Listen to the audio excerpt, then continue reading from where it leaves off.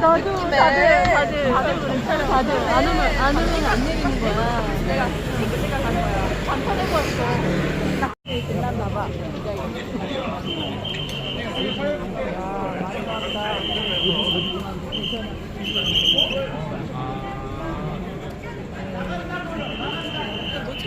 보니까 여기서 들고 있는 거야. 그래서 얼른 나갔고 저쪽에 막 들렸잖아.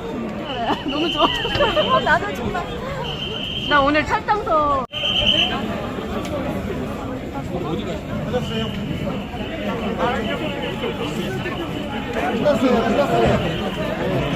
요리 못 나가요?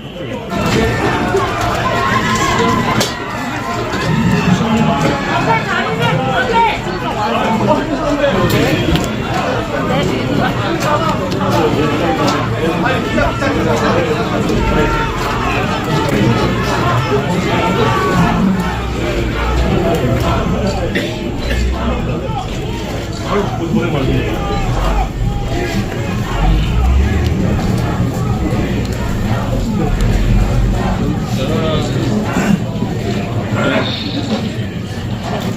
네, 오늘 기자회견문을 쓰고 보니까 생각보다 좀 깁니다.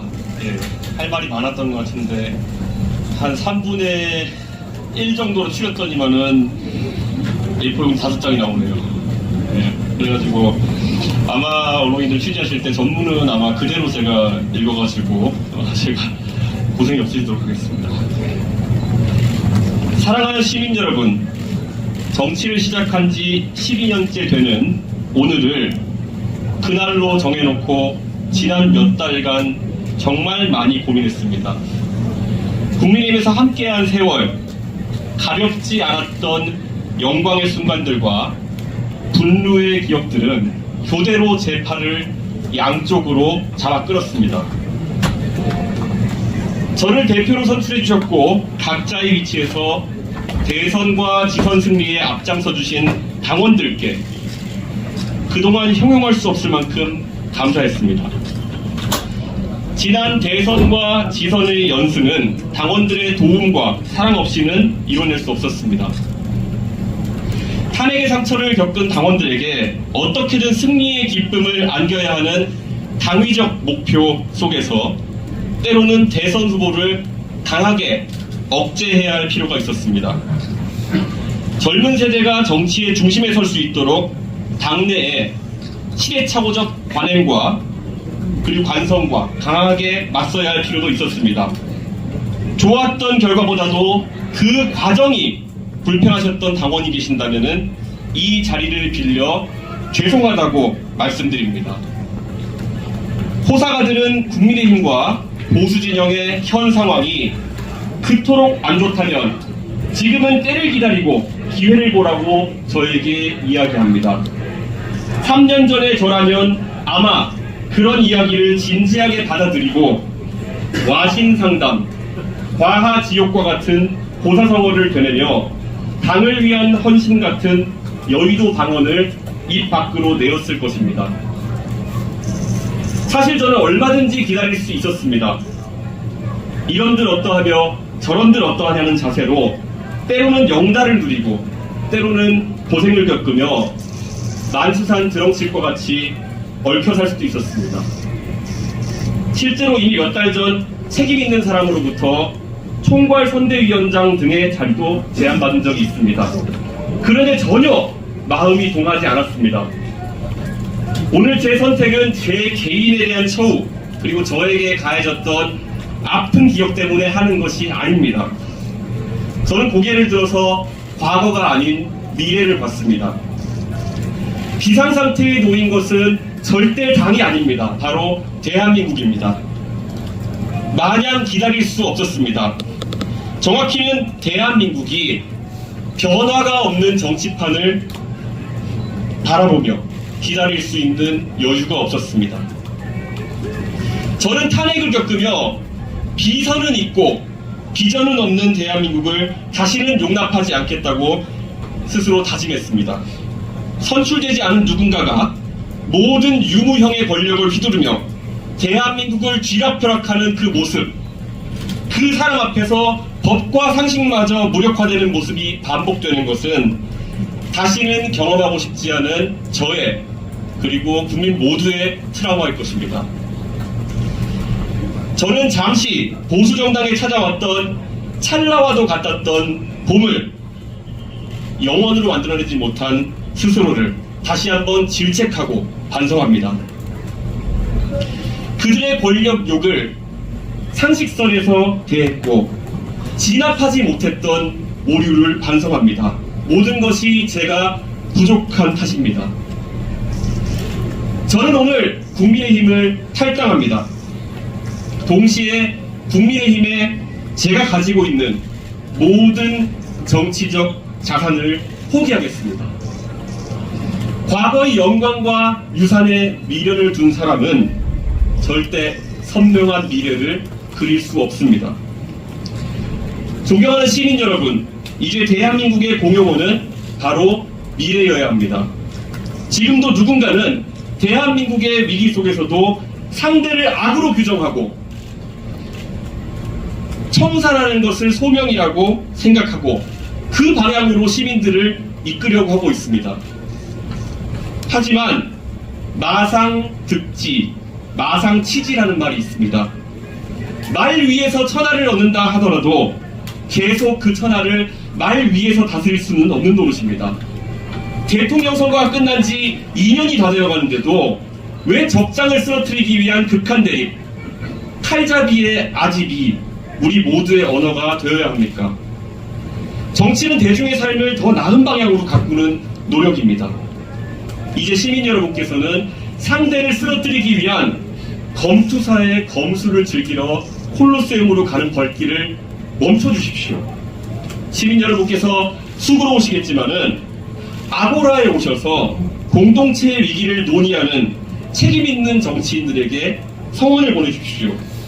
우리 이제 다 같이 자세를 고쳐 앉았으면 좋겠습니다. 진영 논리에 휩싸여서 우리 팀에 발생한 문제는 좋은 게 좋은 거지 하고 넘어가고 그 모습에 정작 미래를 고민하는 젊은 세대는 정치를 내로남불의 장으로 보며 외면하게 되었습니다. 어제까지 우리는 학교에서 이상을 가르치면서 이상적이지 않은 현실을 강제하는 이중적인 대한민국으로 남아있어야 합니까? 참되어라 바르거라 선생님이 가르치신 대로 살면 딜레탕트가 되어서 조소를 받고 교과서로는 민중한 거인 4.19와 5.18을 가르치면서 민주주의의 근본이 무너지는 현실을 놓고 투표장에서는 차악을 선택한다는 미명하에 진영 논리를 일관합니다. 배운 대로 살지 못한다면 배워서 무엇에 쓰겠습니까? 과거 정치 군인들은 북한의 위협을 항상 강조했습니다. 그리고 비상선포를 통해서 많은 자유를 억압했습니다. 놀랍게도 소위 직업군인이라는 그들은 실제로 쿠데타를 위해 전방사단까지 동원하는 등 국가 안보를 최우선에 놓고 일을 처리하지도 않았습니다. 대통령과 당대표가 모두 군인인 시절을 겪어내고 이겨냈던 우리가 왜 다시 한번 검찰과 경찰이 주도하는 정치적 결사체 때문에 중요한 시대적 과제들을 제쳐놓고 극한 대립을 강요받아야 합니까? 시민 여러분, 여러분의 미래, 여러분의 자녀의 미래, 그리고 손자, 손녀의 미래가 단순히 조금이라도 덜 나쁜 사람에게 맡겨져야 된다고 생각해서 이 황당한 검투사 간의 랠리를 이어가는 것입니까? 그 랠리를 여러분께서 즐겨주시니까 어느 정치 세력도 미래와 대안을 놓고 더 이상 고민하지 않습니다. 생산적인 경쟁을 하지도 않습니다. 대한민국은 현재 위기입니다. 절망의 줄다리기를 하면서 대한민국이 정체된 사이 우리에게 여러 가지 거부할 수 없는 도전들이 쌓여가고 있습니다. 제가 하고자 하는 신당에서는 이러한 위기들을 정확하게 직시하고 당당하게 표 떨어지는 이야기들을 하겠습니다. 해열제와 진통제를 남발하여 이제는 주사바늘을 어디에 꽂아야 하는지도 모르겠는 대한민국의 중차대한 문제들을 솔직하게 다루겠습니다. 누군가가 또다시 콜로세움에서 상대를 빌런으로 만드는 정치를 하고자 한다면 저는 100번 고쳐 죽어서라도 그 사람의 멱살을 잡고 아고라로 다시 돌아와 다시 미래를 이야기하도록 강제하겠습니다. 몇 가지 생각나는 시급한 이야기를 해보겠습니다. 한쪽에서는 이공계 인재를 육성하겠다고 하면서 반도체 웨이퍼와 포토마스크를 흔들면서 다른 한쪽에서는 의대 정원을 3배 가까이 늘리는 것을 검토한다면 최상위급 이공계 인재들은 연구개발에 뛰어들어야 한다는 이야기입니까? 아니면 의대생이 되기 위해서 노력해야 한다는 이야기입니까? 도대체 엑셀과 브레이크를 동시에 밟으면서 고장나는 대한민국의 성장 엔진은 과연 누구의 책임이어야 합니까? 지방대학을 중심으로 등록 인원의 절반이 이름만 올려놓은 가짜 대학생인 학교가 늘어나고 있습니다. 시민의 세금을 이 상황에서 대학 등록금 지원에 무조건 더 투입하겠다는 것이 과연 우리가 바라는 교육개혁입니까? 사학재단과 교원들의 표만 두렵고 시민들의 혈세가 낭비되는 것은 보이지 않는 것입니까? 저출산의 여파로 전방을 지킬 병사가 부족해졌다면 적극적인 감군 계획을 제시하는 것이 책임있는 정치의 모습일 것입니다. 감군 계획이 문재인 정부에서 나왔던 이야기라고 해서 논의조차 하지 않는다면 그것은 아집입니다. 상대에 대한 극한 부정 속에서 나온 대안이 120kg이 넘는 고도 비만자까지 군복을 입혀서 휴전선에 세워놓는 것이라면 그것이 무책임한 정치의 민낯입니다. 필러문항을 없앤다고 하면서 잘하는 학생들에게 미적분과 기하마저 수능시험 범위에서 제한다고 한다면 학생들은 줄어든 평가 범위 속에서 소위 매력적인 오답을 통해 변별력을 갖춰야 하는 것입니까?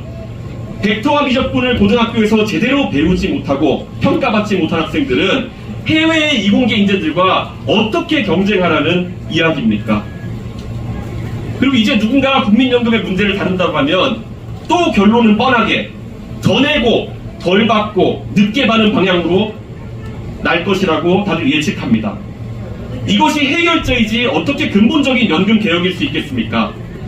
적립식 국민연금이 저출산과 맞닥뜨려 한계에 이제 도달했고 지금 이대로 가면 지금 연금을 납부하는 세대는 연금을 받을 수 없을 것이라는 현실을 직시하고 부가식으로 전환을 조금씩 준비하자는 그 다른 이야기를 왜 시작하지 못합니까? 대한민국의 대통령 이하 대부분의 정치인들은 위에 열거한 문제들을 해결할 수가 없습니다. 왜냐하면 정작 권력을 가진 그들은 앞으로 길어야 10년 이상 정치를 하지 않을 것이기 때문입니다. 내 임기 중에만 내 정치 생명이 다하는 데까지만 큰일이 터지지 않도록 관리하겠다는 그들의 정치가 어떻게 미래지향적인 정치일 수가 있겠습니까? 무책임한 현재의 위정자들과 다르게 저는 제가 지금 하는 주장과 선택에 대해서 30년 뒤에도 살아서 평가를 받을 확률이 높습니다. 누가 내는 대안과 제안이 더 진실하고 절박하겠습니까? 프랑스의 마크롱이 표 떨어질 각오로 연금개혁에 몸을 던진 이유가 무엇이겠습니까? 결국 마크롱은 본인의 삶 언젠가 연금 고갈의 파고를 그대로 맞닥뜨릴 것이기 때문에 책임감 있게 진실하게 나설 수밖에 없는 것입니다. 논리와 이성은 사라지고 선악을 가르는 무부의 칼로 대한민국의 미래 비전을 써버리는 야만이 횡행하고 있습니다. 누군가는 모난돌이 정맞는다, 절대 나대지 말고 큰 덩어리에 의지하라는 말을 저에게 할 겁니다. 오직 제가 믿는 것은 용기와 올바름의 힘입니다. 저는 일시의 영달을 위해서 그 칼날을 두려워하거나 숨쉬되지 않겠습니다. 오늘 제가 상계동에서 제 뜻을 밝히는 것은 정치의 새로운 출발선에 서서 정치를 하는 이유를 다시 새기고 싶었기 때문입니다. 제가 제 고향 상계동을 좋아하는 이유는 너무나도 평균적인 사람들이 그 사람들의 삶이 녹아있는 공간이기 때문입니다.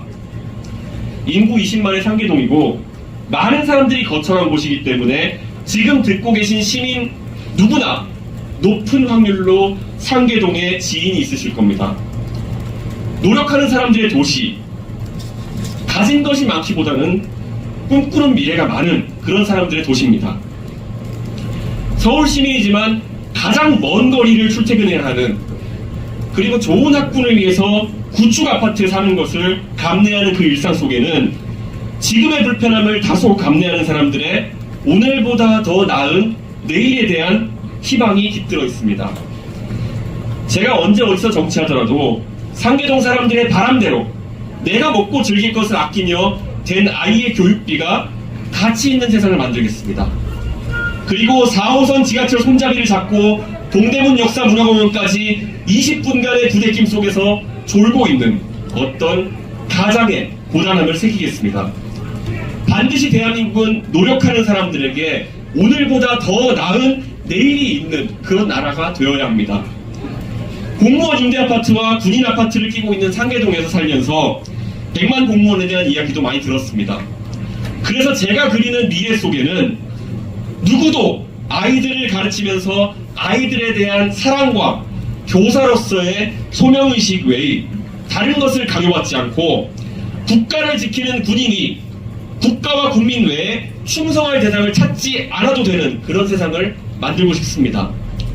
서희초등학교 교사의 아픈 사연과 박정훈 대령의 고난서사가 다시는 반복되지 않아야 하는데 정치권은 이미 이슈를 덮는 방식으로 어떤 해법도 없이 바뀐 거 없이 이것이 잊혀져 가기를 기대하고 있습니다. 제가 추진하는 신당은 이런 일련의 아픔과 불안함을 절대 잊고 지나쳐가지 않겠습니다. 몇 개의 의석을 만들어낼지도 모르는 확실하지도 않은 누군가의 말에 신빙성이 없고 실행이 담보되지 않는다고 생각하신다면 더 많은 의석을 만들어 주십시오. 여러분이 평생 사게 될 주식 중에서 가장 큰 수익률을 담보하는 주식은 바로 이 신당에 투자하는 지지와 성원일 것입니다. 여러분의 자녀와 손자, 손녀에게 미래지향적인 대한민국을 상속세 한 푼 없는 유산으로 남겨주십시오. 이준석이 정당을 끌어갈 돈이 있느냐, 사람이 있느냐 설왕설래합니다. 3천만 원으로 전당대회를 승리하는 방식이 정치개혁의 실증적인 사례였던 것처럼 나눠줄 돈과 동원할 조직 없이 당을 만들어 성공한다면 정치의 문화가 영원히 바뀔 것입니다. 대한민국 시민 여러분 모두를 미래의 정치로 초대하겠습니다. 참여하실 때 우리에게는 십시일반에 밥 한 숟가락씩만 주십시오. 노무현 대통령에게 모인 돼지전통을 기억하는 우리가 20년이 지난 지금 모든 것이 더 발달한 지금 왜 그 방식이 불가능하다고 생각해야 합니까? 거대 정당을 이끌어본 제가 새로운 도전을 할 때는 믿는 구석이 있는 겁니다. 얼마 전에 방영된 JTBC 드라마 재벌집 막내 아들에서 새우가 고래를 이기는 방법을 진도준이 이야기합니다. 새우 몸집을 키우는 거죠. 고래 싸움에 등이 터지지 않을 만큼 포기하지만 않는다면 시간은 새우 편 아닐까요? 서로 물어뜯기밖에 못하는 고래 두 마리가 싸우는 동안 담담하게 많은 시민들의 희망을 머금고 미래를 그리면서 여러분이 모아주시는 십시일반의 밥을 많이 먹고 크겠습니다. 시민 여러분, 모두가 움츠린 눈 덮인 겨울이 지나면 봄이 옵니다. 그래서 누군가가 막아보라고 해도 민주화는 필연이었습니다. 상대 정치 세력을 악의 상징, 빌런으로 만들어 콜로세움에 세우는 검투사 정치는 월륜, 즉 보름달과 같아지게 되어 있고 미래를 이야기하는 생산적인 정치는 월신, 초승달과 같이 차오릅니다. 자연의 섭리가 무서운 것은 이것이 거부할 수 없는 미래라는 점에 있습니다. 눈은 항상 높습니다. 그래서 봄은 항상 옵니다.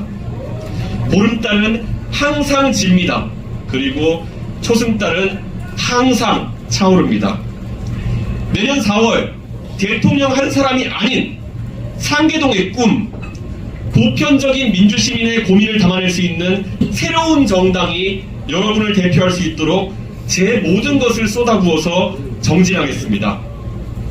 희망의 언어로 우리가 미래를 키울 때 다시는 투표용지가 정말 어려운 킬러 문항처럼 느껴지지 않을 겁니다. 나를 위해, 내 가족을 위해, 내 나라를 위해 할 수 있는 행복한 선택이 가능한 그날을 오늘 이 자리에서 저는 시민 여러분에게 약속하겠습니다.